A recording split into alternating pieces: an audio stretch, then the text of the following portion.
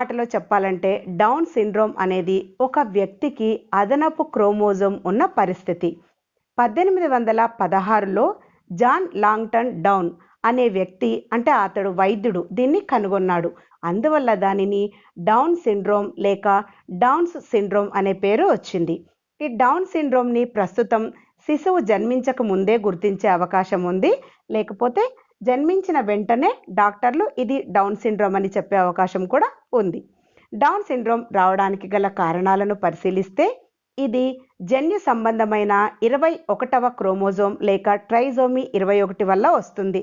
సాధారణంగా 23 జతల క్రోమోజోమ్లతో ఒక బిడ్డ పుడుతుంది, అంటే 46 క్రోమోజోములతో అన్నట్టు. అదే డౌన్ సిండ్రోమ్ ఉన్న పిల్లల్లో అయితే ఈ 21వ జత క్రోమోజోములో 2 పోగులు ఉండాల్సిన చోట 3 పోగులు ఉంటాయి. అంటే మదర్ నుంచి ఒకటి వస్తుంది,